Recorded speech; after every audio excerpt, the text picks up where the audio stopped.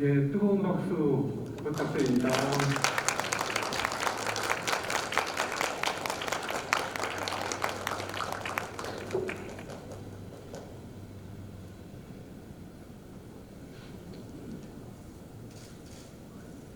예, 자리에 앉아주시기 바랍니다. 예, 안녕하십니까. 지금부터 대선 후보 초청 과학기술 정책 토론회를 시작하겠습니다. 저는 오늘 사회를 맡은 한국과학기술단체 총연합회 사무총장 문혜지입니다. 오늘 토론회는 과학기술 중심국가 미래비전을 희망하는 과학기술계 30개 단체의 요청에 대하여 안철수 국민의당 대선 후보께서 응답해 주심에 따라 개최하게 되었습니다. 바쁜 일정에도 초청에 응해주신 안철수 대선 후보님께 감사드립니다. 이제 안철수 국민의당 대선 후보님의 기조연설을 청해 듣겠습니다. 안녕하십니까. 국민의당 대통령 후보 안철수입니다. 인사 말씀 드리기 전에 한 가지 드리고 싶은 말씀이 있습니다. 제가 정치하기 전에 가졌던 의문이 왜 대통령 후보가 공약, 국민과의 약속을 한 거를 대통령이 되면 어길까? 제가 정치하면서 알게 됐습니다. 원래 사람이 가진 생각이라는 게 있지 않습니까? 그리고 또 그 사람이 가진 원칙, 그리고 우선순위가 있습니다. 그 사람 나름대로 중요하게 생각하는 순서가 있는 것이죠. 그런데 그런 사람이 대선에 나옵니다.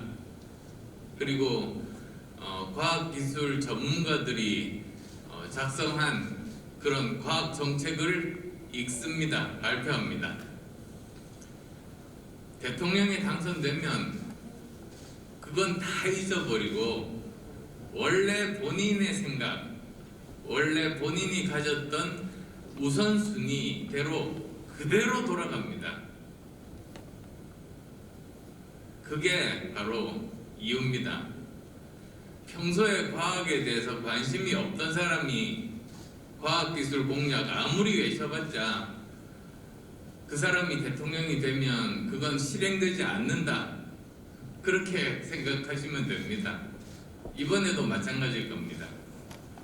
그래서 과학기술인 여러분께서 정말 어떤 후보가 과학기술을 정말로 중요하게 생각하고 있는지 진심으로 그렇게 여러 가지 고민을 하고 있는지 그런 걸 잘 살펴봐 주시면 아마 선택하시는데 많은 도움이 되실 것 같습니다. 우선 제가 준비한 말씀부터 드리고 여기 계신 분들과 함께 값진 토론의 시간 가지도록 하겠습니다. 올해가 호랑이띠입니다. 제가 호랑이띠입니다. 호랑이가 원래 잡기를 물리치지 않습니까? 그래서 저는 올해 이민년 호랑이띠는 코로나19 그리고 우리를 괴롭히고 있는 수많은 문제들 모두 다 물리치는 한 해가 되었으면 좋겠다. 저는 그런 생각을 하고 저도 호랑이띠의 사람이니까 거기에 앞장서겠다. 그렇게 생각을 하고 있습니다. 지금 우리나라가 너무 우리 내부만 보는 것 같지 않으십니까?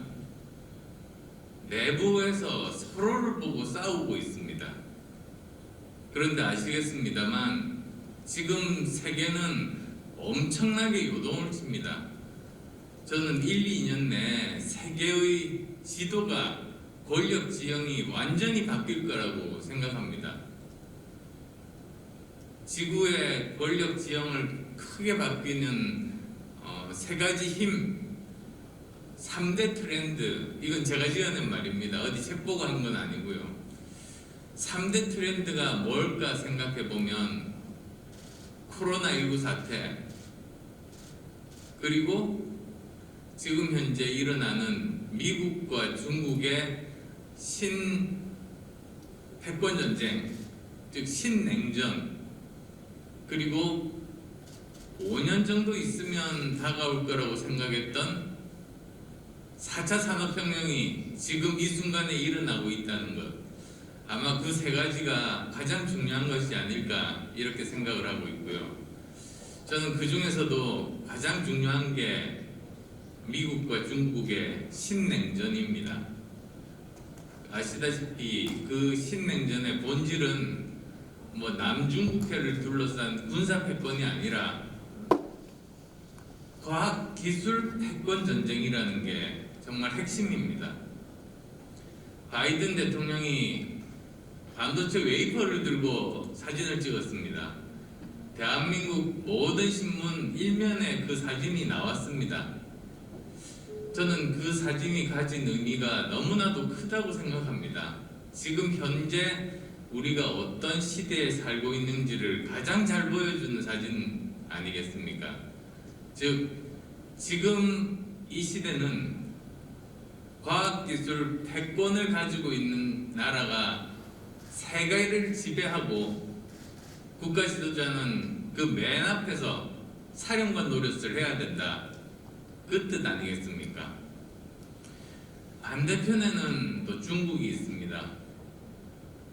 중국의 시진핑 주석, 아시다시피 칭화대 화학공학과 케미컬 엔지니어 출신입니다. 그리고 시진핑의 중국몽 중에 가장 핵심이 뭐냐? 과학기술 중국몽이죠. 중국이 가진 모든 인력과 자원을 과학기술에 쏟아서 과학기술 패권 국가가 되겠다. 그 야심에 밀어붙이고 있습니다. 그 사이에 대한민국이 끼어 있습니다. 어떻게 하면 이런 상황에서 우리가 정말 살아남을 수 있을까? 그런 생존 전략이 너무나 중요합니다. 근데 이 미국과 중국 싸움이 정말로 만만치 않은 게 아시겠습니다만 갈수록 미국과 중국의 격차가 제가 생각했던 것보다 너무나 빨리 좁아집니다. 얼마 전에 이렇게 특허 출원한 건수들을 이렇게 보다 보니까 인공지능 특허 1위 중국이더라고요. 블록체인 특허 1위 중국이더라고요. 그리고 미국은 성공하지도 못했던 달 뒷면에다가 우주선을 착륙시키고 화성에도 보내고, 그 다음 아마 올해 상반기인지 언젠지 그 천궁 우주 정류장을 쏘아 올립니다. 지금 지구 궤도상에 우주 정거장이 하나 있긴 한데 그건 미국 혼자의 힘이 아니라 아마 16개국 정도가 서로 힘을 합쳐서 이렇게 만들어서 쏘아 올린 건데요. 중국은 완전 독자적인 자기만의 기술로 그 나라 혼자서 올해 이제 쏘아 올리는 거죠. 그러면 이게 과연 미국과 중국의 우주 항공 산업의 실력 격차가 어느 정도 될 것인가? 참 답답한 노릇입니다. 그래서 저는 이번 대선이 이렇게 중요할 때 열리고 있으니까 한편으로는 다행이라고 생각했습니다. 왜냐?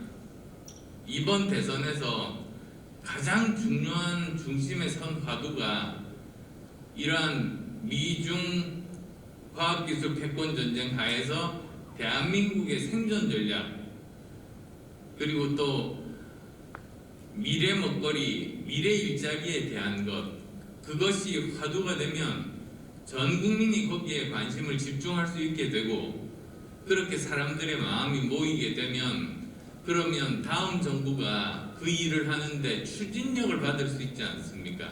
이거 정말 우리나라에게 굉장히 큰 기회이자 축복이 될 수가 있는 그런 순간입니다. 그런데 요즘 보시면 아시다시피 나오는 거는 녹취록뿐이고 그것도 뭐 짧은 게 아니라 70분짜리 뭐 이런 식으로 녹취록 공방, 과거 발목 잡기 이런 것만 일어나는 거죠. 정책은 어디로 갔는지 사라져 버리고 지금 이런 상황입니다. 근데 아직도 지금 40여일 남았습니다. 40일 조금 더 남았으니까 남은 기간만이라도 저는 이제 곧 TV 토론도 열린다고 하니까 남들이 뭐 과거를 이야기할 때 저는 미래만 이야기하려고 합니다. 그리고 뭐 남들이 무슨 과거 발목 잡기 뭐 이런 걸 할 때도 저는 미래 먹거리 이야기할 그럴 생각입니다. 많이 써왔는데 그냥 혼자서 막 이야기하고 있었습니다. 그 4차 산업혁명이 뭔가 생각을 저는 해봤습니다. 1차 산업혁명이 전기기관, 2차가 전기, 3차가 IT 기술. 그럼 4차는 도대체 뭔가? 저는 4차는 저 나름대로의 정의는 융합혁명이라고 생각합니다. 그전 1, 2, 3차는 한 가지 기술이 발달해서 전 산업을 발전을 시켰다면 이 4차 산업혁명 시대는 여러 가지 종류의 인공지능이라든지 모바일이라든지 클라우드라든지 바이오 엔지니어링이라든지 나노 기술이라든지 모든 분야의 기술들이 동시에 발전하면서 이들끼리 서로 융합하는 그런 시대, 바로 그게 4차 산업혁명 시대이고, 지금 바로 이 순간에도 그것 때문에 혜택을 받고 있는 것이 파이저 백신, 모더나 백신 아니겠습니까? 원래 굉장히 약하던 mRNA를 그대로 쓸 수는 없었는데 나노 테크놀로지 과학자들이 쓰던 리피드 나노 파티클을 거기에다가 덮어 씌워서 안정성을 유지시킨 게 바로 파이저 백신, 모더나 백신이니까 사실 이거야말로 바이오 테크놀로지와 나노 테크놀로지 간의 융합혁명의 결정체고, 얼마나 많은 사람들을 살렸습니까? 융합이 인류를 살린 겁니다. 그게 저는 4차 산업혁명 시대가 가지는 의미이다, 그렇게 생각을 하고 있습니다. 제가 독일에서 1년 반쯤 있었습니다. 아시겠지만 독일의 그 막스 플랑크 연구소 80여 개가 전국에 흩어져 있는데요. 그 중에 헤드쿼터가 뮌헨에 있습니다. 그래서 저는 뮌헨에 있었습니다. 근데 거기 보니까 인더스트리 4.0, 사실은 4차 산업혁명이라는 게 말이 거기서 나왔거든요. 인더스트리 4.0의 대표적인 지멘스 공장이 있다고 해서 이제 거기를 방문을 한 적이 있습니다. 갔더니 막 페인트 칠을 하더라고요. 그래서 멀쩡하게 깨끗한 공장인데 왜 페인트 칠을 하느냐고 하니까 일주일 후에 메르켈 총리가 온답니다. 그래서 야, 독일도 한국하고 똑같구나, 그런 생각하면서 거기를 봤습니다. 봤더니 축구장 몇 배가 되는 엄청나게 거대한 그 공장에서 사람은 별로 보이지가 않고요. 제작하는 그 장소에는 로봇이 제작을 하고 있고, 그 다음에 또 이 로봇이 IoT에다가 맞물려 가지고 필요한 부품들을 계속 공급해주는 그런 역할들을 하는 겁니다.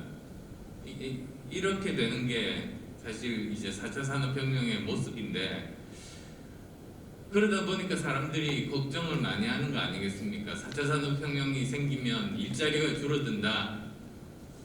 근데 그걸 대비하는 게 사실 저는 정부의 역할이라고 생각합니다.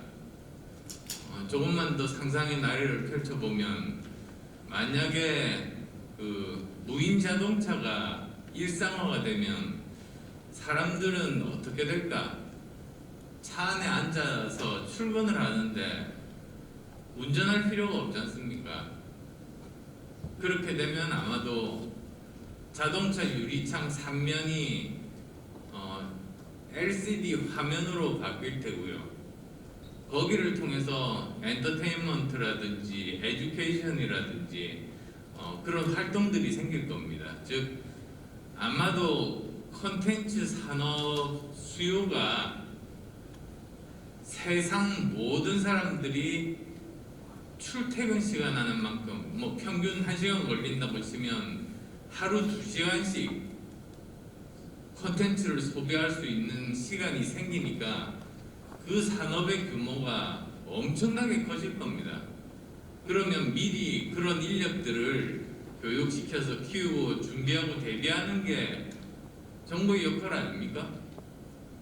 그래서 항상 이렇게 10년 후에 나올 그런 세상을 나름대로 상상력을 발휘하고 또 미래학자들과 함께 또 과학자들과 함께 고민하면서 미리미리 이렇게 준비하고 필요한 인프라들을 만들고 법률을 개정하고 그리고 또 인재들을 키우는 교육 개혁을 하는 것, 그게 우리가 지금 해야 할 가장 중요한 일일 겁니다.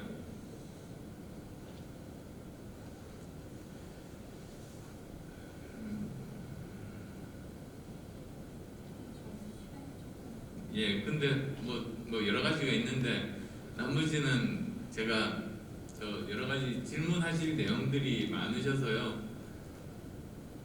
그냥 이 정도로 줄이도록 하겠습니다. 경청해 주셔서 감사합니다. 네, 후보님 말씀 감사합니다. 저희 과학생과 국민들에게 희망이 되는 말씀이었습니다. 다음은 패널 토론 진행 순서입니다. 오늘 토론의 좌장은 박순애 서울대 교수님께서 맡아주시겠습니다. 부탁드립니다. 안녕하십니까. 오늘 과학기술정책 토론회에 참여해주신 여러분 반갑습니다. 이재명 후보 토론회에 이어서 오늘 두 번째로 안철수 대선 후보님을 모시고 정책 토론회를 개최하게 되었습니다. 모두 말씀 길게 못 드려서 제한된 시간 때문에 대단히 죄송하게 생각합니다. 무엇보다 바쁘신 와중에 대한민국 과학기술의 미래를 위해서 참여해주신 패널분들과 현장 여러분의 같이 함께 해주신 과학기술 전문가들께 진심으로 감사드립니다. 오늘은 대한민국 과학기술 정책과 관련해서 조금 전에 안철수 후보님의 모두 말씀을 함께 들었고 남은 한 30여 분 대한민국 과학기술의 미래와 함께 정책에 대해서 토론해보고자 합니다. 본격적인 토론 진행에 앞서서 먼저 함께 자리해 주신 분들 소개해드리도록 하겠습니다.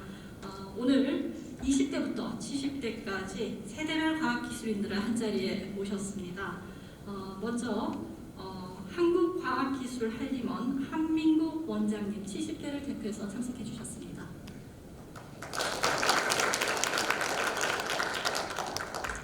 (50대) 과학기술인을 대표해서 바른 과학기술 사회 실현을 위한 국민연합 한은미 상임대표님 참석해 주셨습니다. 다음으로 40대를 대표해서 SBS 조동찬 의학 전문 기자님 참석하셨습니다. 다음으로 30대 과학기술을 대표해서 한국화학연구원의 김혜진 서민연구원 참석하셨습니다. 마지막으로 20대를 대표해서 포항국가대학교의 최지윤 대학원 총학생회장 참석하셨습니다. 본격적인 토론회에 앞서 오늘 토론회 안내 진행 안내를 간단히 말씀드리겠습니다. 먼저 각 세대를 대표해서 현장 패널로 참여해 주신 분들께서 먼저 질문을 드리고요. 안철수 후보님의 답변을 함께 들어보도록 하겠습니다. 시간이 허락한다라면 오늘 현장에 참여하신 분들께 한 두어 질문을 받는 순서를 갖도록 하겠습니다. 그리고 안철수 후보님과의 그 사전 토론을 위해서 많은 분들이 질문을 보내주셨고요. 오늘 패널 분들께서 그러한 내용들을 담아서 함께 질문을 해주실 테니 끝까지 경청해 주시기를 부탁드립니다.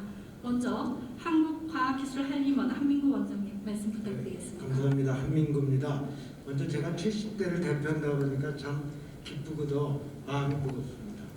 먼저 우리 안철수 후보께서는 굉장히 좋은 소식이 있는데 이건 제가 안철수 후보를 지지한다 안 한다가 아니라 저희 한국과학기술한림원에서 우리나라 과학기술 국민들의 인식을 알기 위해서 1000여 명한테 앙케이트를 냈어요. 그래서 당신이 알고 있는 과학기술자를 한번 해보자. 한 명씩 했는데 뭐 우장춘 박사라든지 벤자민 리 이렇게 나왔는데 안철수 후보께서 5등을 했습니다. 굉장히 높은 거고 우리 스스로도 놀랐습니다. 국민적 인식이 높다. 그렇지만 제가 지지인지 아닌지 절대 오해하지 마십시오. 대단하시고요. 오늘 저희가 말씀드리려는 것은 아까 말씀하신 것과 비슷한 건데 미국은 핵심 전략기술 확보에 위해서 정말 최선을 다하고 있고 대통령 자체가 저도 TV에서 봤지만 실리콘 웨이퍼를 흔들면서 미국의 기술 패권주의를 강화하고 있습니다. 이거 국가의 명운이 거친 건데 특히 미국과 중국의 기술 패권이 경쟁이 치열해지고 국가의 생사가 달려있고 대전환의 시대인데 우리 한국은 어떻게 되느냐. 특히 앞으로 관심 있는 게 반도체, 뭐 디스플레이는 기본이고 AI, 뭐 배터리 모든 게 지금 걸려 있고 지난 10년 동안에 보지 못한 새로운 형국으로 들어가고 있는데 우리나라는 말만 많이 했지 지금도 며칠 전에 보면 하이닉스가 용인에서 공장 짓는 게 찾고 싶지도 못했어요. 그 여러 가지 분쟁 때문에 삼성전자도 공장을 짓는데 고압선을 지하로 묻는 나라가 이 세상에 어디 있습니까? 이게 다들 인비 이런 건데 오라고 그럴 때 그러고 그리고 대기업이 하는 것에 대해서 정부가 지원을 거의 안 합니다. 대기업은 그 지원이 필요 없다.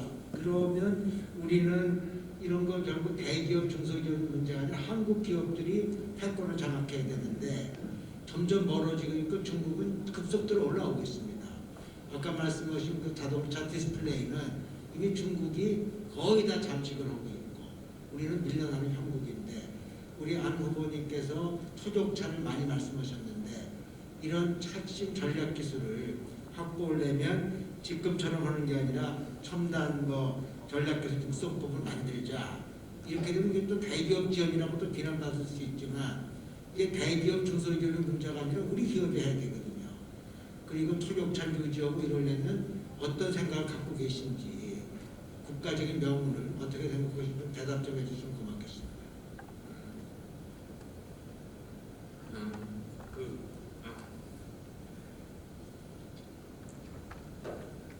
사실 그 대답을 우선 드리려면 제 1호 공약 555 공약에 대한 설명이 먼저 필요할 것 같습니다. 사실 그게 저 인사말에서 설명드리려고 하다가 다른 더 중요한 말씀들, 더 기본적인 말씀들을 하다가 설명을 못 드려서요. 지금 기회에 짧게 드리고 답변을 하도록 하겠습니다. 삼성전자에서 메모리 반도체가 30년 이상 세계 1위를 유지하고 있지 않습니까? 그래서 임원들에게 물어봤습니다. 그 비결이 뭐냐고. 그랬더니 한마디로 초격차 과학기술이라는 겁니다. 즉 1등과 2등의 격차가 그렇게 크지 않을 때는 언제든지 추월당할 수 있지만 1등과 2등의 격차가 엄청나게 벌어진 초격차를 유지할 수 있으면 그러면 계속 1등을 유지할 수 있다. 그게 비결이라고 그런 말을 했습니다. 그러다 보니까 대한민국 수출의 지금 현재 20% 5분의 1을 반도체가 차지하게 되고 있지 않습니까? 우리 정말 먹여 살리고 있는 겁니다. 그래서 이제 떠오른 생각이 만약에 우리나라가 그러한 메모리 반도체뿐만 아니라 5개 분야의 초격차 과학 기술을 확보를 할 수 있게 되면 그러면 5개의 삼성전자급의 세계적인 대기업을 확보할 수 있게 되고 그러면 우리는 경제 5대 강국 그러니까 미국, 영국, 프랑스, 독일, 일본과 같은 그런 선에 어깨를 나란히 할 수 있다. 그 생각입니다. 그게 바로 555 전략입니다. 근데 그러면 도대체 어떤 분야를 그러면 우선적으로 해야 될 것인가 생각을 해보면 아주 멀리 떨어져 있는 그런 분야에 대해서는 아직 시간이 좀 필요하지 않습니까? 그 분야도 물론 투자를 해야 됩니다만 초격자 과학기술로 만들 때 가장 가능한 것이 지금 현재 세계 1위 그룹에 속해 있는 기술력을 가지고 있지만 아직도 초격차 1등까지는 못 간 그런 분야들을 먼저 찾아야겠다 생각을 했죠. 그래서 보면 다 아시다시피 우리가 경쟁력을 가지고 있는 분야들이 우선 디스플레이, 그 다음에 세컨더리 배터리, 원전, 그리고 이제 막 시작했습니다만 우리도 뒤늦지 않게 시작했던 수소산업, 그 다음에 사실은 기술력이 좀 뒤처지긴 합니다만 워낙 시장이 크고 가능성이 많은 바이오 산업 쪽, 그 다음에 또 과학기술은 아니지만 컨텐츠 산업도 사실은 우리가 주의 깊게 봐야 될 그런 분야이기도 하고요. 그 다음에 또 지금 새롭게 만들어지고 있지만 전체 메모리 사업 중에서 메모리 반도체보다 시스템 반도체가 더 크지 않습니까? 그런데 거기서 이미 뭐 엔비디아라든지 인텔 같은 데서 장악을 하고 있는 분야는 AMD 같은 데가 장악하고 있으면 들어갈 데가 없습니다. 근데 조그맣게라도 새로운 시스템 반도체 분야가 열리고 있지 않습니까? AI 반도체 분야. 그리고 또 그 분야는 패블리스 벤처 기업으로 만들어서 그걸 파운드리에다가 넘겨서 생산을 하면 되니까 정말 모든 걸 다 갖춘 수조 원의 투자가 필요 없는 거죠. 그래서 저는 거기도 주목을 하고 있습니다. 어쨌든 그런 분야들에 집중을 해서 이제 육성을 하겠다 이런 전략이고요. 그럼 어떻게 육성을 할 건가? 실행 계획이 4가지가 있습니다. 첫 번째는 과학기술 부총리를 신설을 할 겁니다. 그래서 컨트롤 타워를 이제 그 사람에게 맡기고요. 그 다음 청와대에는 과학기술 수석 비서관을 둘 겁니다. 그렇게 해야지 우리나라가 과학기술 중심 국가가 될 수 있지 않겠습니까? 두 번째로는 인재 육성입니다. 우리나라가 연구원 숫자가 민간, 공공 다 합쳐서 대략적으로 보면 한 50만 명 정도 되는데 100만 명은 저는 돼야 된다고 봅니다. 그러면 지금 아직도 갈 길이 굉장히 멀거든요.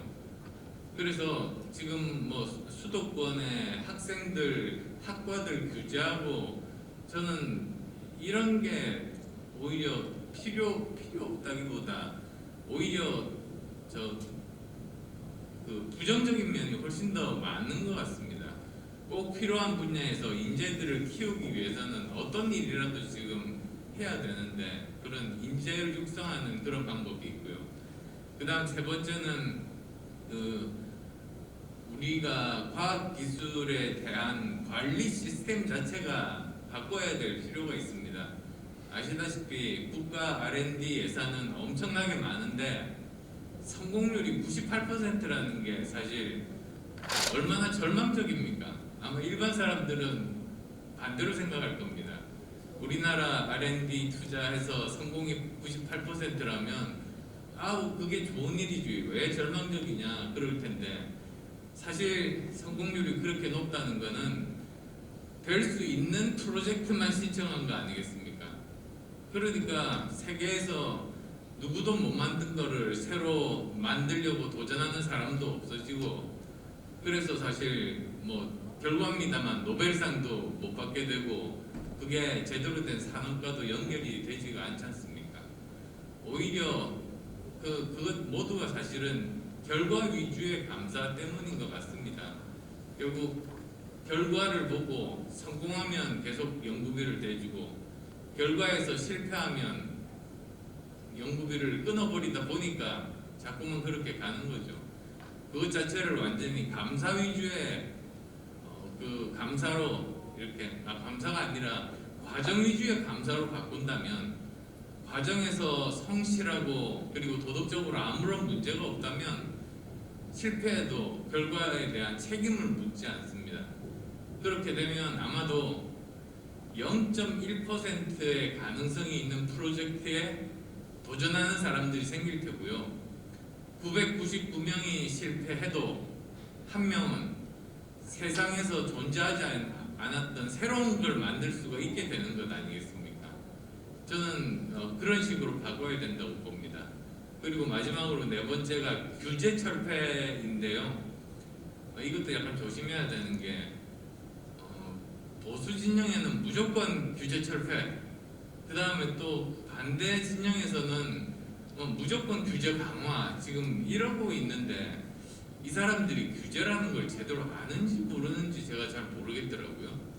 무슨 뜻이냐면 사실은 사람의 안전과 생명에 대한 규제는 더 촘촘해야 되는 게 맞지 않습니까? 기술이 바이오 쪽에 워낙 빨리 발달했어요. 이제는 뭐 크리스퍼 같은 것 가지고 사실 할 수 있는 일이 무궁무진한데 이걸 그대로 놔두면 어떤 일이 생길지 사실 저도 불안하거든요. 그러니까 이런 부분에 대해서는 기술 발전에 따라서 그 규제들을, 필요한 규제들을 신설하는 것이 필요하고, 대신에 새로운 신산업 분야에 대해서는 이런 규제들을 없애는, 특히 파지티브 규제를 네거티브 규제로 없애는. 보통 네거티브 하면 나쁘다는 의미를 가지지만 규제에 한해서는 네거티브 규제가 좋은 거 아닙니까? 이것만 하지 마라. 그러면 나머지는 어떤 것도 해도 좋다. 그런 식으로 바꾸는 게 필요한데, 지금까지 대통령들마다 나와서 규제 없애겠다고 해도 규제는 더 늘어났습니다.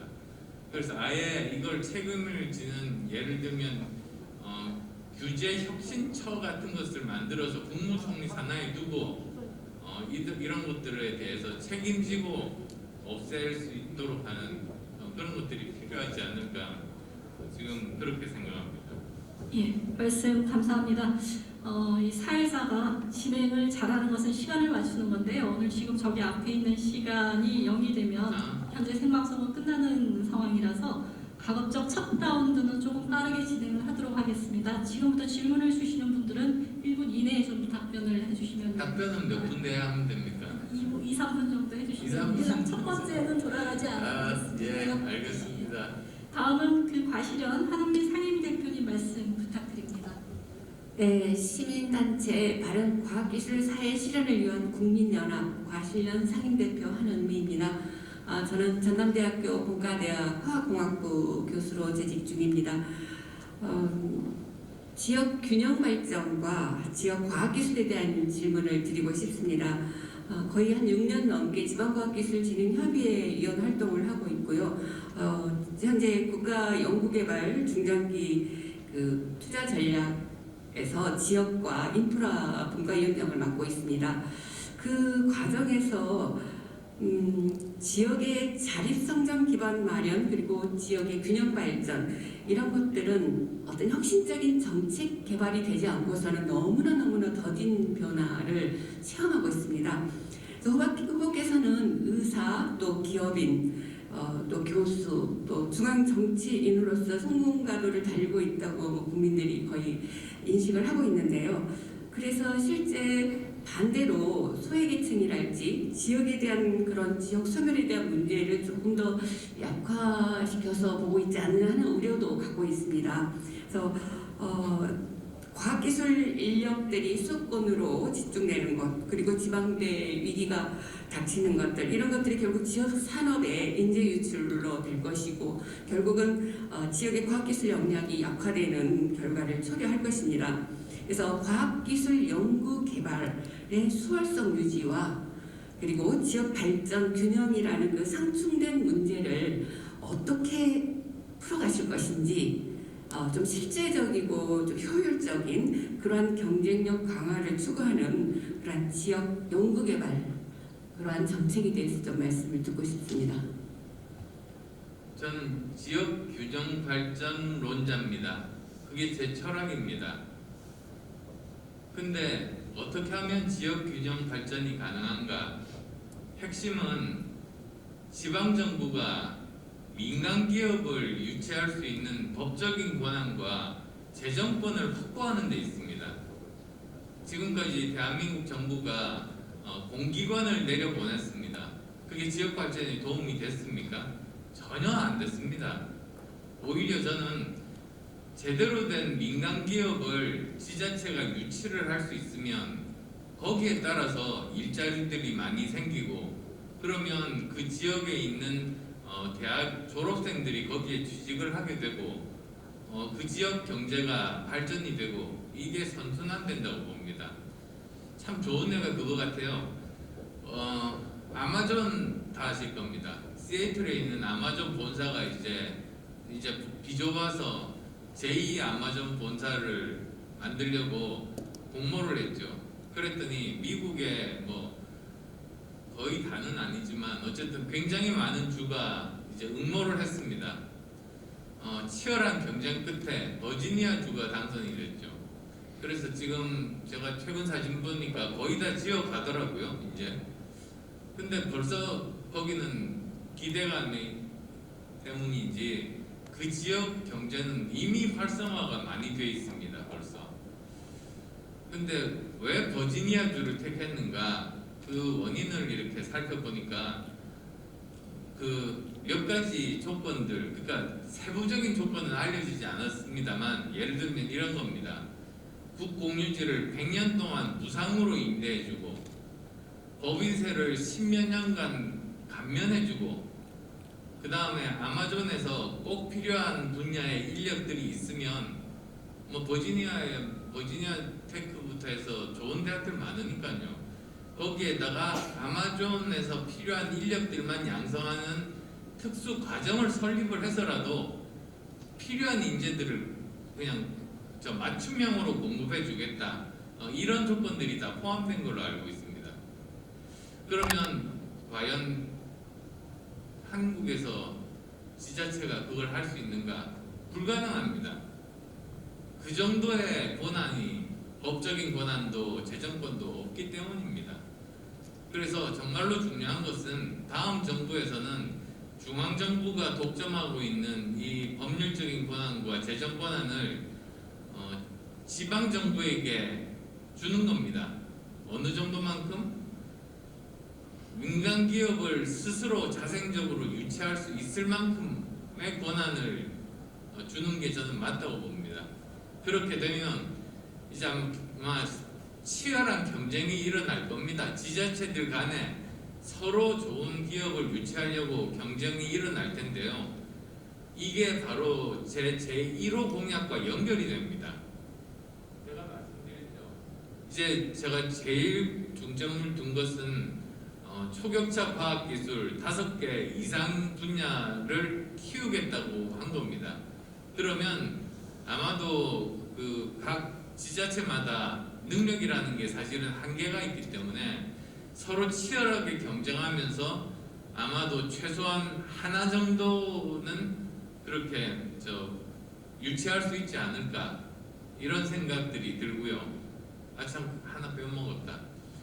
근데 거기서 중요한 게 뭐냐면 그 지자체의 법적인 권한 또 재정권뿐만 아니라 광역 경제권을 만들어야 됩니다. 광역 경제권이라는 것은 사회학자분들이 그러십니다. 대강 한 인구가 500만 명 정도가 되면 자생적으로 이 경제가 발전하고 내부에서 이렇게 선순환이 되는 경제 구조를 가질 수 있다는 그런 말이거든요. 근데 그걸 제일 먼저 실험에 옮기는 게 부산, 울산, 경남입니다. 지금 부산 350만, 경남 350만, 울산이 한 110만 해서 전체를 합하면 한 810만 명 정도 되거든요. 거기를 하나의 그 광역 경제권으로 만들고 그 광역 경제권이 아까 제가 말씀드린 5대 그 초격차 과학기술 기업을 유치를 하려고 노력을 하는 겁니다. 또 뭐 예를 들면 전라남도, 전라북도, 광주가 또 하나의 그런 광역 경제권을 만들어서 또 좋은 조건으로 경쟁하겠죠. 대구와 경북이 합쳐서 또 경쟁하겠죠. 충청권이 모여서 하겠죠. 그런 식으로 되면 정말 우리나라가 수도권 집중된 1극화된 그런 나라가 아니라 골고루 이렇게 잘 살 수 있는 균형 발전이 되는 저는 그런 나라가 되리라고 믿습니다. 제가 최근에 아까도 말씀드렸던 것처럼 독일 가서 제가 제일 감명 깊었던 것 중에 하나가 그겁니다. 독일 인구가 아시다시피 8천만 명이지 않습니까? 대한민국과 북한 인구 합한 거하고 거의 비슷합니다. 근데 독일에서 가장 큰 도시 하면 다 아시다시피 수도인 베를린이지 않습니까? 베를린 인구가 그러면 8천만 명이면 베를린 인구는 서울보다 많겠지 하고 뒤져봤습니다. 350만 명입니다. 두 번째로 큰 도시가 제가 있었던 뮌헨이거든요. 150만 명입니다. 그게 무슨 뜻이냐면 그 넓은 그 독일 땅에 곳곳에 정말로 좋은 일자리와 좋은 대학과 좋은 문화 시설들이 다 있어서 사람들이 자기 고향에서 태어나서 자기 고향에 있는 학교를 졸업하고 그리고 자기 고향에 있는 좋은 기업에 취직을 해서 자기 친구, 친척들과 함께 평화롭게 생을 사는 겁니다. 저도 부산 사람이라 서울에 올라온 지 오래됐거든요. 그래도 여전히 이렇게 부산 생각하면 제가 떠나왔다는 느낌을 지울 수가 사실은 없거든요. 사람이 원래 그런가 봅니다. 그래서 정말 이런 지역 균형 발전의 방법은 너무 말이 길었습니다만 요약해서 말씀드리면 지역 균형 발전의 핵심은 민간 기업을 유치할 수 있도록 지방 정부에게 법적인 권한과 재정 권한을 주는 것이다. 그리고 유치하는 그 기업은 제1호 공약에 따른 초격차 과학기술을 지닌 그런 기업들을 경쟁적으로 서로 유치하게 되면 모든 이 광역 경제권들이 발전할 수 있다. 그게 제가 전체적으로 계획하고 있는 그림입니다. 예, 오늘 지금 보시면은 안철수 후보님께서 사실은 프랑트도 없이 즉흥적으로 노트북을 들고 직접 답변을 하시고 계십니다. 아마 이런 장면은 정책 토론에서 거의 보기 힘든 장면인데 그러다 보니까 제가 시간 조절을 제대로 못했고 또 과학기술 디테일에서부터 시작해서 정부 운영까지 여러 가지 말씀을 해주셔서 제가 중간에 또 끊지를 못했습니다.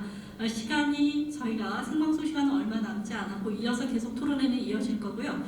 그래서 어렵게 올라온 순서를 조금 바꿔서 우리 미래세대 청년인 20대 최지은 학생 질문부터 조금 먼저 받아보도록 하겠습니다. 네, 안녕하세요. 저는 포스텍에서 대학원 총학생회장 맡고 있는 최지은이라고 합니다.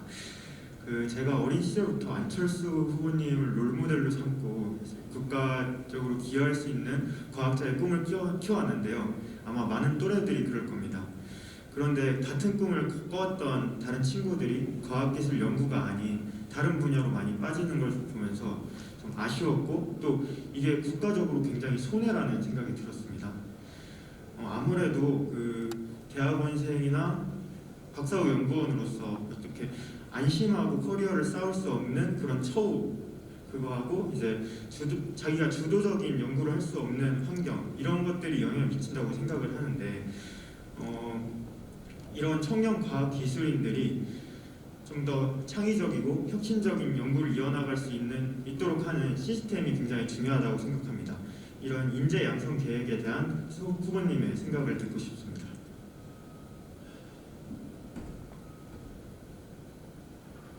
제가 제일 안타깝게 생각하는 것이 우리가 만약에 10년 전부터 교육개혁을 시작을 했다면 지금 우리는 굉장히 좋은 위치에 있을 겁니다. 핀란드가 교육개혁에 대표적으로 성공한 곳이거든요. 거기가 1970년대 교육개혁을 시작해서 그 효과를 얻는 게 1990년대 20년 걸렸습니다. 그러면 우리는 지금부터 시작하면 2040년대가 되는 것이죠. 그래서 정말로 교육개혁이 아쉬운데 뭐 늦었다고 생각할 때가 제일 빠를 때라니까 바로 이번 정부부터 올해부터 교육개혁을 사실은 시작을 해야 되는 겁니다. 근데 이제 교육개혁에서 뭐 범위를 좀 더 좁혀서 말씀하신 이런 그 과학기술 연구 쪽을 이렇게 들여다보면 일자리가 굉장히 부족합니다. 사실 우리나라에서 제일 연구원이 많다고 하는 키스트 같은 것도 한 2,700명, 저 에트리 같은 것도 제가 알기로는 한 2,400명, 그 정도밖에 안 되는 걸로 알고 있어요. 그런 식으로 아주 큰 그런 곳도 2,000명대를 넘지를 못합니다. 근데 제가 워낙 내셔널 랩에 관심이 많아서요. 예전에 거기를 가본 적이 있어요. 퍼시픽 노스웨스트 내셔널 랩 PNLL이라는 데를 가봤습니다. 그게 뭐냐면 미국의 워싱턴주 아실 겁니다. 거기는 태평양과 접해 있는 곳은 시애틀이 있고 시애틀 타코마 공항에서 내려가지고 그 자동차를 타고 굉장히 높은 산맥을 하나 지나고 나면 워싱턴주 동쪽 끝이 나오거든요. 거기에 리치랜드라는 도시가 하나 있습니다. 굉장히 작은. 근데 거기에 있는 내셔널 랩이 바로 퍼시픽 노스웨스트 내셔널 랩입니다. 거기 디렉터하고 만나서 이야기를 해봤더니 연구원이 8,000명이랍니다. 그래서 전 너무 놀랐습니다. 근데 그게 제일 큰 연구소도 아니래요, 자기들이. 그래서 이렇게 연구소가 크면 뭐 장점도 있겠지만 단점도 많을 거 아니겠냐고 제가 물어봤더니 그렇지가 않다고. 본인이 생각하는 연구소의 최소 크기는 5,000명이랍니다. 왜 5,000명일까? 그분의 설명은 이렇습니다. 5,000명이 되면 거의 모든 분야의 그 전문가들과 그 전문가를 둘러싼 대학원생을 포함한 연구진들이 전부 다 포진해 있고 거기서 자연스럽게 융합 연구가 일어난다. 그게 그 사람의 논리였습니다. 사실 지금 보면은 새로운 어떤 발견들은 다 융합 연구에서밖에는 생겨나지 않지 않습니까? 뭐 다 잘 아시다시피 사실 이 지구상의 이 세상은 하나 아닙니까? 하나. 근데 이 복잡한 세상을 우리 선조들이 이해하기가 너무 어려워서 분야별로 나눈 거죠. 물리, 화학, 수학 뭐 이런 식으로 다 나눈 거 아닙니까? 근데 그렇게 나눠서 분야별로 연구를 하다 보니 이제 각 분야별로 할 수 있는 정말 그 심도 깊은 연구는 어느 정도까지 굉장히 많이 된 것 같습니다. 그러면 새로운 것은 어디서 생기느냐? 결국은 나올 곳은 경계밖에는 없는 것 같아요. 사람이 인위적으로 나눈 물리와 화학의 그 경계, 그 접점, 거기서 나오는 융합 연구에서 새로운 것들이 생기는 거죠. 옛날에 화학은 전부 다 실험실 화학밖에 없었지 않습니까? 다들 그 시험관에다가 피펫에 씨앗 떨어뜨리고 뭐 그런 일들. 사실 저도 PhD를 바이오 쪽에서 했기 때문에 플라스틱 닦는 거 너무 싫었거든요. 근데 그걸 계속 하는 수밖에 없었는데 컴퓨터가 이제 워낙 발달을 하다 보니까 이제는 그 실험실로 또는 전자현미경으로도 보지도 못하는 애톰 레벨의 그 분자의 3D 컨포메이션 같은 것들을 시뮬레이션을 할 수 있게 돼버린 거죠, 사실. 그러다 보니까 사실 이번에 코로나 바이러스가 이렇게 인체 세포에 붙어가지고 감염되는 그 기전을 밝힌 것도 이게 다 보면 그 화학과 컴퓨터 내지 수학이 따로 떨어져 있지 않고 하나로 합쳐지면서 실험화학 분야가 아니라 응용화학 분야가 생긴 겁니다. 응용화학 내지 컴퓨터화학, 그런 새로운 분야가 생기니까 이제 그런 코로나 바이러스가 인체에 감염되는 메커니즘을 과학 연구를 통해서 입증한 거죠. 그래서 이런 새로운 분야에 대해서 우리가 더 노력을 하려면 아까 제가 말씀드린 그 미국 내셔널 랩 연구소 소장 말대로 우리 연구소 규모를 키워야 됩니다. 지금 저는 모자르다고 생각해요. 예전에 박정희 대통령이 처음에 과학기술 입국할 때 외국에서 잘 근무하고 있는 능력 있는 분들 월급 몇 배 주고 데리고 왔지 않습니까? 투자 많이 했지 않습니까? 그게 지금 우리나라를 잘 살게 만든 배경인 것처럼 저는 지금 연구원들이 일할 수 있는 그런 자리들을 정말 지금보다 훨씬 더 늘려야 된다고 생각합니다. 며칠 전에 유니스트를 다녀왔어요. 근데 유니스트에서 대학원생 한 사람이 하는 얘기가 좀 이따 PhD를 받을 텐데 자기가 취직할 데가 없대요. 처음 시도하는 분야 해수 건전지를 하고 있는데 해수 건전지 연구를 하는 랩이나 기업이 없으니까 자기가 갈 데가 없답니다. 이렇게 귀중한 인재가 그러면 놀아야 되겠습니까, 사실? 이런 사람들이 한 사람 한 사람 모여서 그 실적도 내고 다른 분야와 융합도 하면서 결국은 우리나라를 먹여 살리는 정말 튼튼한 기반이 되는 것 아니겠어요? 그래서 저는 그렇게 일할 수 있는 여건들을 국가에서 투자하고 확보해야 된다. 그게 대답이 됐는지 모르겠습니다. 감사합니다. 시계가 꺼지니까 제 마음도 조금 편한데요.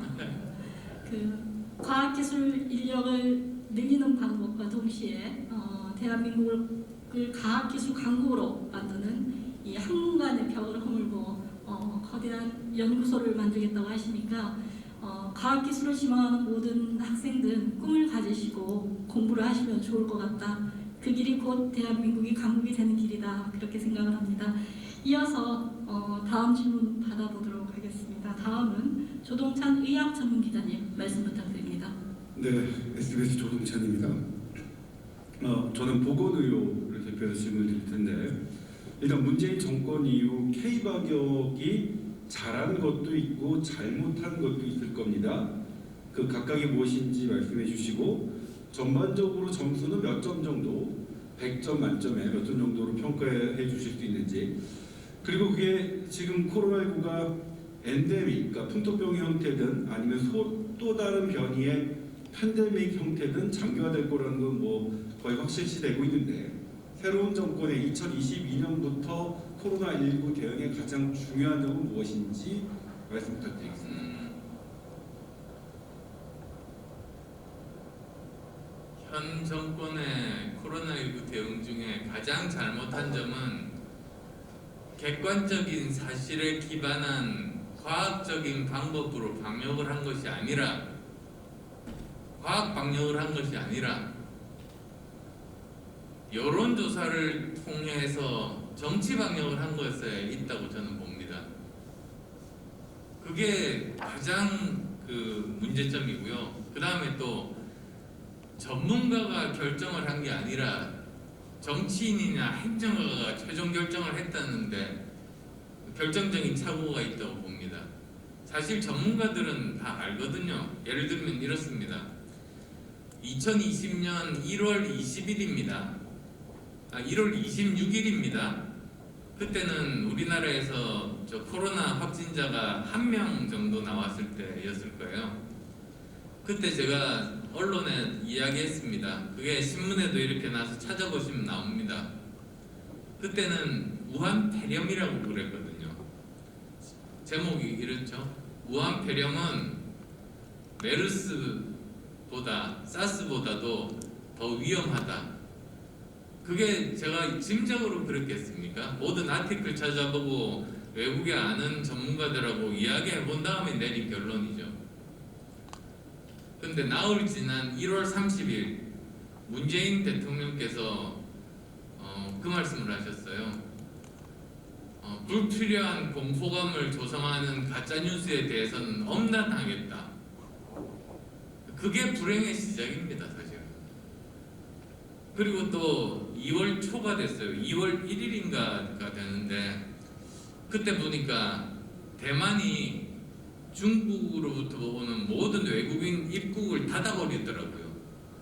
근데 대만이 인구가 대한민국의 절반밖에 안 되지만 중국과의 왕래는 대한민국의 2배입니다. 그러니까 사실은 문을 닫으면 치명타를 받거든요. 근데 문을 닫는 거를 보고 나서 우리나라도 그러면 한시적이지만 중국 우한뿐만 아니라 중국 전역에 걸쳐서 입국하는 모든 외국인 입국자를 금지하자고 제가 말했어요. 안 듣더라고요. 결국은 대구에서 1차 대규모 확산이 터진 거죠. 2020년 5월에는 제가 또 뭐라고 그랬냐? 연말 정도에 백신이 나올 테니까 정부가 미리 대비하라고 했습니다. 그거 전문가들 다 알고 있었던 겁니다. 근데 그때 제가 들었던 반응이 정치인이 허풍친다 그러더라고요. 그래서 결국은 우리는 코로나 부진국이 됐죠. 하다 보면 한이 없습니다. 제가 한 20가지 이상 정책을 발표를 했는데 말을 안 듣고 나중에 제 정책이 100% 옳은 게 다 밝혀졌거든요.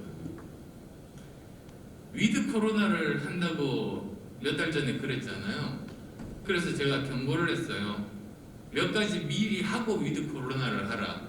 우선 첫 번째, 고위험군인 60세 이상 어르신들에 대한 3차 접종률을 우선 높이자. 그 다음에 또 두 번째로는 이제는 국민 참여형 방역이 필요하다 그랬습니다. 왜 그러냐면 지금 방역 공무원 제가 알기로 한 서울에 400명 정도 있는 걸로 알고 있는데 그게 확진자 400명대하고 4,000명대하고 다르지 않습니까? 근데 이 사람들이 하는 일은 확진자들 동선을 이렇게 파악을 한 다음에 거기에 겹치는 사람들 정보를 얻어서 그 사람한테 2, 3일 후에 검사 받으라고 문자 보내는 거죠. 근데 그동안에 확진자와 동선이 겹쳐서 감염된 사람이 2, 3일 동안 모르고 그냥 돌아다니면서 더 감염을 시키는 거 아닙니까? 근데 방법이 있어요.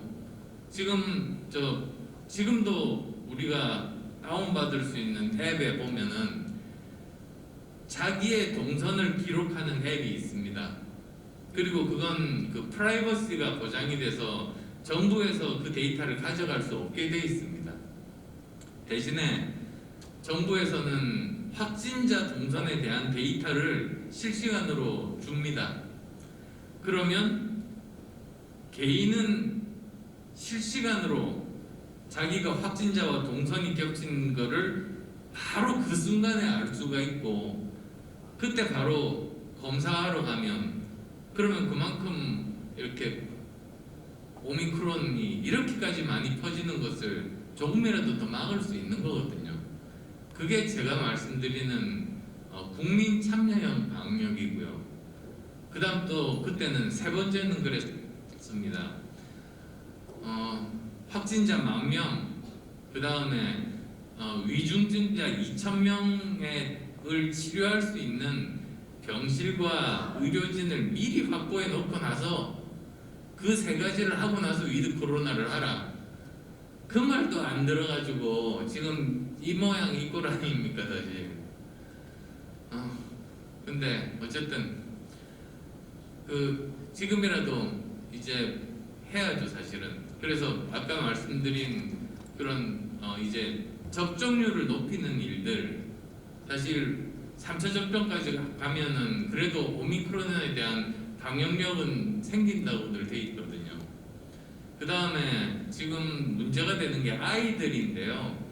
부모님들이 이 백신에 대한 불신이 너무 커가지고 그 애들한테 맞추려고 하지 않다 보니까 거기를 통해서 어르신들이 감염이 돼서 사망하세요. 그러니까 지금 정부에서 해야 될 일은 백신 부작용 신고센터에서 신고가 들어오면 그 사람들을 치료할 수 있는 의료진과 병실을 확보해 놓고 그 데이터를 100% 투명하게 실시간으로 국민께 공개해야 됩니다. 몇 명이 백신을 맞았는데 몇 명이 부작용이 생겼고 그 중에 몇 명이 백신으로 인한 것이고 그 증상은 심낭염을 포함해서 어떤 증상들이 있고 도대체 실제로 죽은 사람이 있는지 몇 명인지 이런 거를 다 투명하게 밝혀야 부모님들이 보고 판단하실 수 있는 거 아니겠습니까? 그런데 그거 안 하고 무조건 맞으라고 하고 지금 접종률도 낮은데 백신 패스 없으면 학교나 학원 가지 말라고 하니까 이게 말이 됩니까 사실? 그래서 지금 해야 될 일은 그래서 그 두 번째로는 그러니까 첫 번째는 고위험 분들의 3차 접종률을 높이는 거. 그다음 또 두 번째로는 그 백신에 대한 정보를 투명하게 공개해서 아이들에 대한 그 접종률을 높이는 것. 그 다음에 또 세 번째로는 아까 말씀드린 국민 참여형 방역 앱들을 깔라고 정부에서 홍보해서 많이 사용하는 것. 그런 세 가지가 저는 필수라고 보고요. 이제 그 다음 팬데믹에 또 저는 대비해야 될 거라고 봐요. 근데 사람들이 그걸 모르더라고요. 우리 보세요. 언제입니까? 노무현 대통령 때 사스가 왔거든요. 바로 그 다음 대통령인 이명박 대통령 때 신종플루가 왔거든요. 바로 그 다음 대통령인 박근혜 대통령 때 메르스가 왔거든요. 바로 그 다음 대통령인 문재인 대통령 때 코로나19가 왔거든요. 그러면 이번에 뽑은 대통령도 코로나19가 뭡니까? 또 다른 신종 감염병이 또 올 확률이 굉장히 높습니다. 그러면 우리는 어떻게 해야 되는가? 지금까지 그래도 2년 동안 고생하면서 쌓아놓은 데이터가 있어요. 그걸 바탕으로 해서 정말 세계에서 최강의 그 방역 시스템을 구축하는 일을 해야 됩니다. 코로나19가 어느 정도 물러가더라도 방심하지 말고, 그리고 전국에 있는 감염병 전문 병원들을 만들고, 이건희 전 회장이 7천억을 기부했던 NMC에다가 중앙 감염 전문 병원을 만들고 그런 식으로 하는 거죠. 그런 식으로 미리 준비를 해놓는 것 하나, 그 다음에 백신 주권 국가가 되는 것. 처음 코로나19가 나왔을 때 정부가 국민을 속인 게 하나 있어요. 우리나라가 백신을 만들 능력이 없는 나라인데 꼭 백신 만들 수 있던 것처럼 말했잖아요.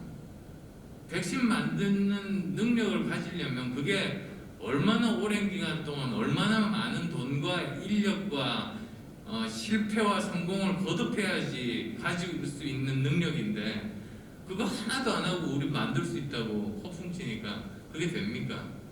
근데 저는 가능성을 본 게 얼마 전에 SK 자회사 중에 하나를 보니까 지금 딱 하나 임상 3상에 올라가 있는 백신 후보 물질이 하나 있는데 저는 가능성이 꽤 있는 것 같더라고요.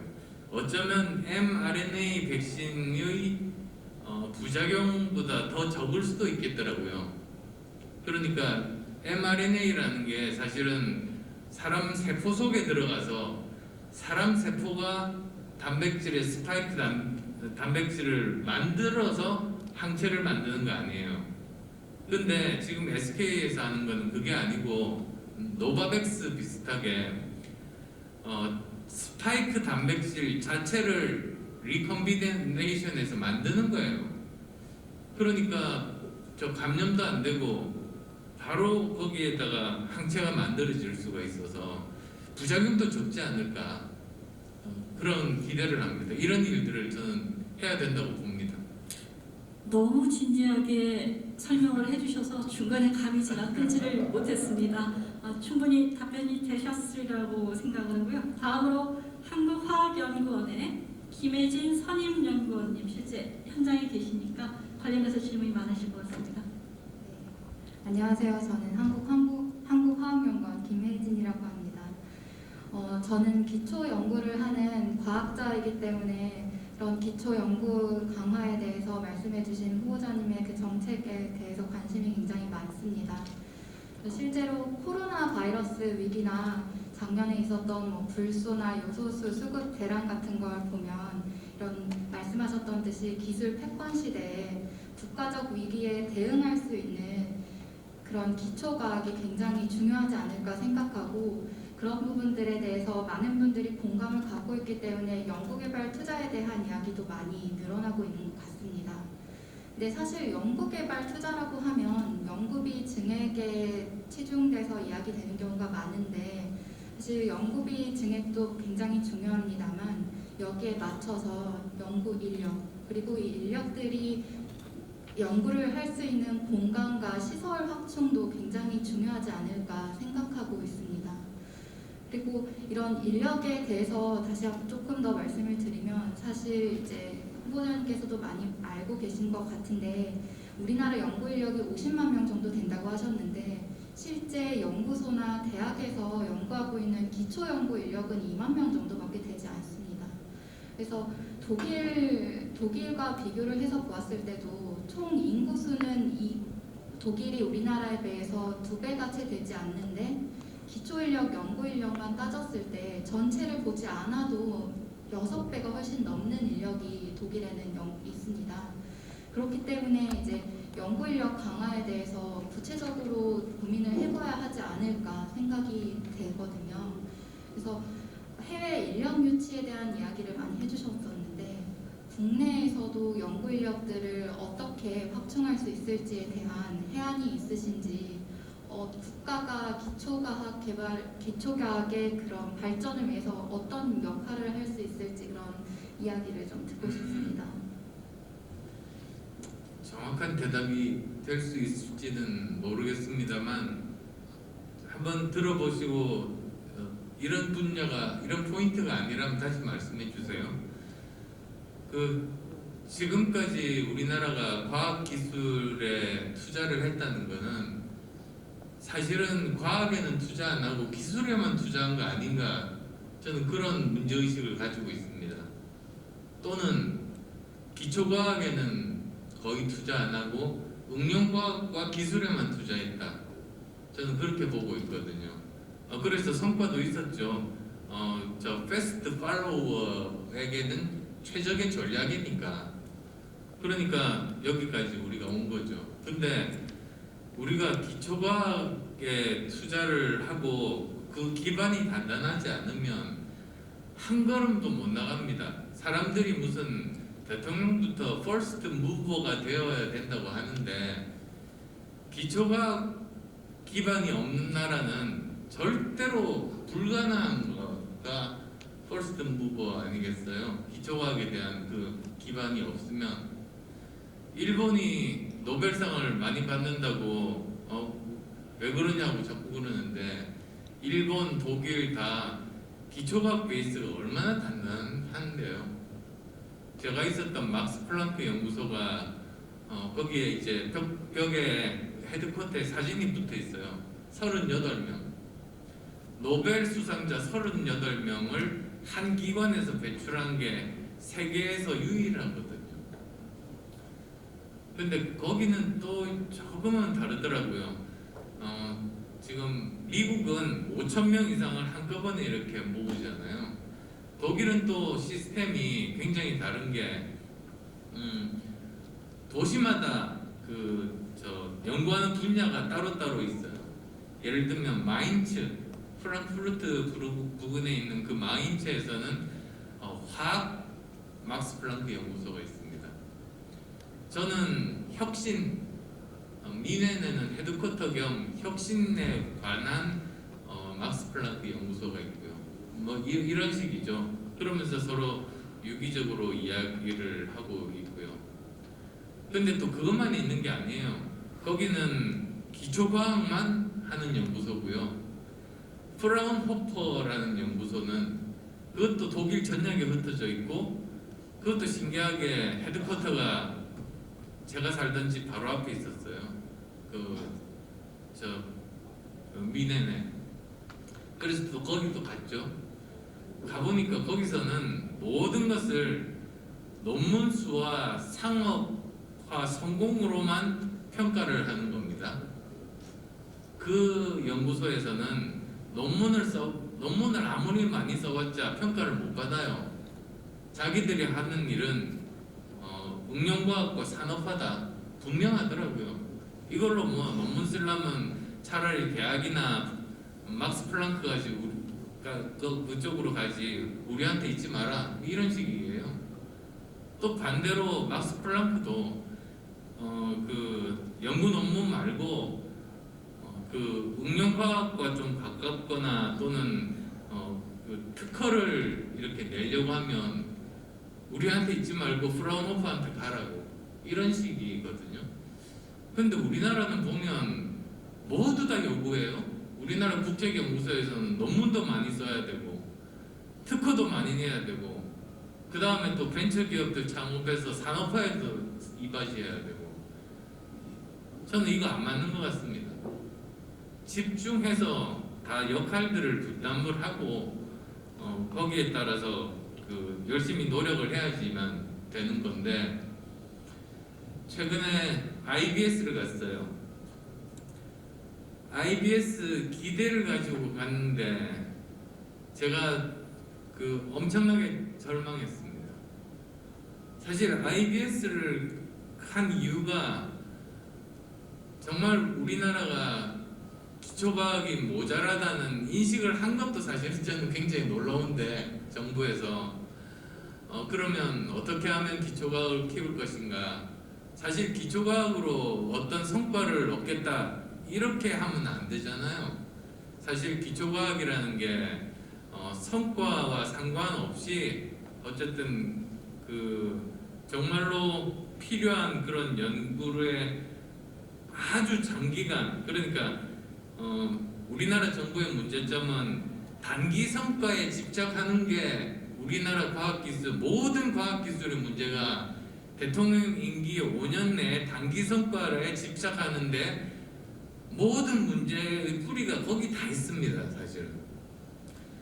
근데 그러다 보니까 IBS가 원래는 이렇게 10년 동안 연구비를 대주고 어떤 결과물에 대해서 그렇게까지 이렇게 어떤 결과물을 받아야 된다고 요구를 하는 것도 아니고, 지금 그런데 오히려 만들어 놓고 지금 몇 년 지났나요? 10년 됐나?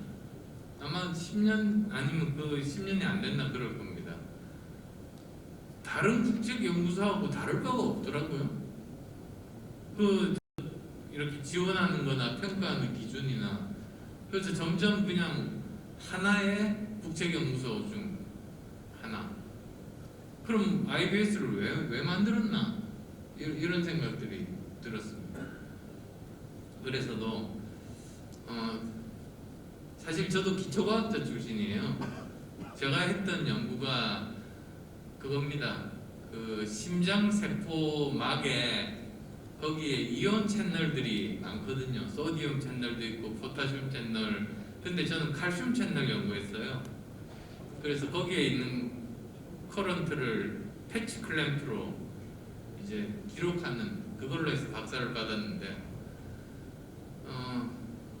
그게 실제로 그 약을 개발하는 데까지 가려면 정말로 한참 걸리죠. 사실 당장 써먹을 수 있는 그런 연구는 아닌 거거든요. 그런 게 사실 기초 연구의 특징이기는 한데 그런 연구들이 쌓여야 거인의 어깨를 딛고 결국에는 이 세상에 존재하지 않은 정말 새로운 실제로 우리 생활을 바꿀 연구가 가능해지는 거 아닙니까? 파이저 백신, 모더나 백신도 기초과학이 튼튼하지 않았으면 존재하지 않았을 거예요. 그렇게 생각하는데 그게 제가 답이 맞는지 모르겠습니다. 정치인으로 10년 정도 지나셔서 정치인이 되신 줄 알았더니 아직도 학자와 전문가로서의 열정이 전혀 식지 않은 듯한 모습을 보여주셨습니다. 사실은 저희가 2부까지 예정된 시간이 거의 다 지났고 5분 패널 분들의 질문을 들었습니다. 플로어에 오늘 많은 분들이 와주셨기 때문에 그래도 플로어에 혹시나 한두 분 질문이 있으시면 현장 질문 한번 받아보도록 하겠습니다. 플로어에서 질문 있으신 분 손을 들어주시면 감사하겠습니다.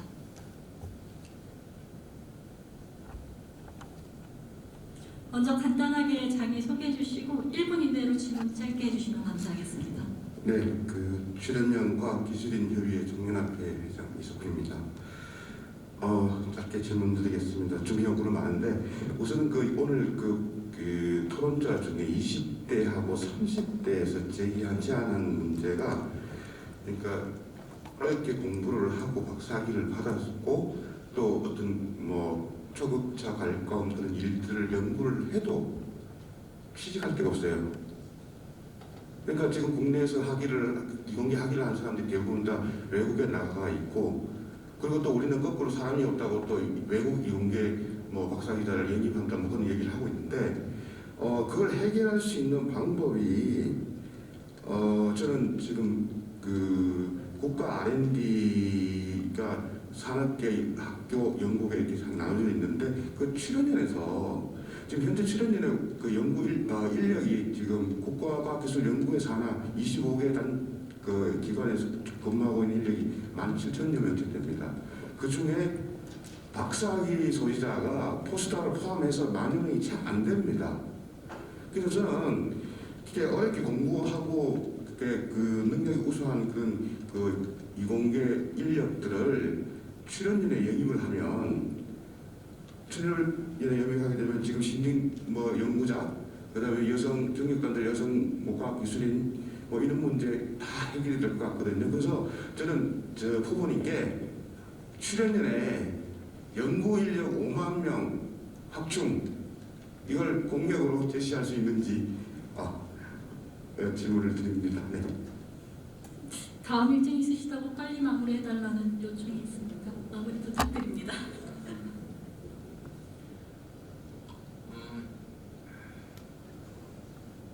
제가 말씀드렸듯이 우선 이제 크게 보면 우리나라 그 과학기술 인력이 50만 명으로는 모자라니까 장기적으로 100만 명까지 확충해야 된다. 이제 그 말씀은 드렸고요. 이제 좀 더 강론으로 들어가 보면 그게 이제 민간이 있고 이런 출연연이 더 있지 않겠습니까? 출연연이 10만 명쯤 됩니까? 10,000명쯤 됩니까? 예, 아까 그랬었죠. 포닥까지 포함해도 1만 명 정도밖에 안 된다고 지금 그러셨는데요. 사실 어느 정도까지가 가능할지는 제가 지금 약속드리기는 좀 힘든 것 같습니다. 저도 과학자 출신이다 보니까 제가 한 말은 약속을 지켜야 되는 사람이어서요. 이거는 계산이 좀 필요합니다. 근데 그거 하나는 분명합니다. 저는 가능하면 출연연들 규모도 5,000명 정도 규모로 키우고 싶습니다. 그렇게 해야지 거기서 정말 국가를 위해서 제대로 된 성과도 나오고 세계적인 성과도 저는 나올 수 있을 것 같아요. 그리고 또 충분히 외국의 석학들도 그 정도 되는 연구소에 오고 싶어하는 사람들도 생길 것 아니겠어요? 그래서 그런 방향의 생각은 저는 분명하고 그건 약속드릴 수 있는데 숫자에 대해서는 계산해서 말씀드리겠습니다. 예, 오늘 그 후보자님의 열정과 오늘 우리 과학기술인의 여러 가지 아이디어들을 합한다면 심야 토론까지 가도 아마 끝나지 못할 것 같습니다. 그러나 후보자님께서 지금 다음 일정이 있으시다고 하니 이 정도에서 토론회를 마무리해야 될 것 같습니다. 다가올 미래는 지정학적 시대에서 이제 기정학의 시대로 변화하고 있다고 생각을 합니다. 기술 패권 확보를 위해서 어떤 전략을 가지고 있는지 어떻게 대응할 것인가는 차기 정부와 대통령 후보자께서 반드시 생각을 해야 할 부분인 것 같습니다. 이번 토론회를 통해서 대통령 후보자로서 대한민국을 과학 중심국가 그리고 세계 5대 경제 강국으로 만들기 위한 초격자 기술을 확보하겠다는 안철수 후보자의 포부를 확인하고 과학기술인들과 이렇게 소통의 기회를 얻게 되어서 대단히 기쁘게 생각합니다. 오늘 자리를 마련해 주신 한국과학기술단체 총연합회 이우일 회장님을 포함해서 모든 과총 임직원님의 노고에 무한한 감사를 드립니다. 오늘의 자리가 일회성 행사에 그치지 않고 차기 정부의 출범 이후에도 지속적인 관심과 소통의 장이 될 수 있기를 기원합니다. 끝까지 함께해 주신 패널 여러분과 방청에 앉아 계신 토론자들 그리고 지켜봐 주신 방청객 여러분께 감사드립니다.